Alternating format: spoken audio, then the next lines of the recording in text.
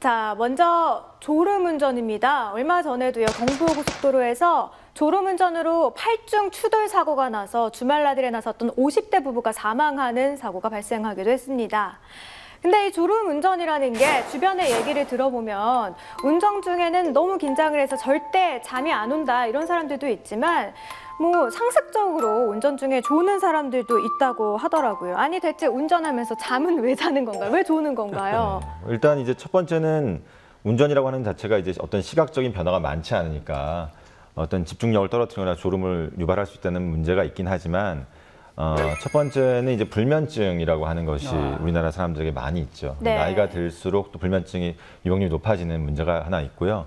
네, 두 번째는 이제 잠을 자더라도 수면의 질이 높지 못할 수가 있습니다. 그러니까 뭐 수면 무호흡증이 있거나 코골이가 심하다던가 아니면은 또 잠을 깊이 못 자는 그런 질병들이 있으신 분들이 이제 문제가 되겠죠. 그런 네. 분들이 아무래도 낮에 운전을 할 때 본인은 컨디션이 괜찮다고 생각을 하지만 실제로 잠이 오는 경우가 많을 거고 이번에 이제 우리가 그 문제가 됐던 그런 그 버스 기사분들의 그 졸음 운전은 사실 이제 너무나 많은 시간들을 근무를 하고 휴식 시간이 적다 보니까 이런 수면 자체의 양 자체가 적으실 거고 네. 그분들이 또 뭐 쉬는 시간에 집으로 돌아가셨다 하더라도 사실 또 수면 이외의 다른 문제들을 또 해결할 것들이 많으실 테니까 이런 것들이 가장 졸음운전의 문제일 거라고 생각을 합니다. 네. 질문이 하나 있는데요. 최근에 그 보도 자료를 보니까 네. 7, 8월에 이 졸음운전이 상당히 많다고 얘기를 하더라고요. 그래서 되게 이제 뭐 열대야고 그러다 보니까 잠을 못 자가지고 뭐 교통사고로 이어지는 뭐 그런 위험 빈도가 여름에 높다는데 이게 사실입니까? 아니면 뭐 에어컨을 오래 틀어서 네, 에어컨도 이제 체온을 많이 올 수도 있고요. 뺏어가니까 이제 졸음운전에 연결된다는 그런 보도도 네. 있고요. 그렇죠. 그런가요? 이제 사실 열대라는 게 정말 잠을 깊이 못 자게 만드는 거니까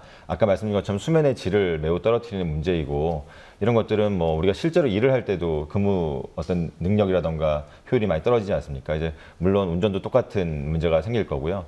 또 하나는 이제 에어컨을 많이 틀게 되면은 결국에는 그 밀폐된 공간 안에 산소는 떨어지게 되고 이산화탄소는 많아지는 현상이 생기게 되죠.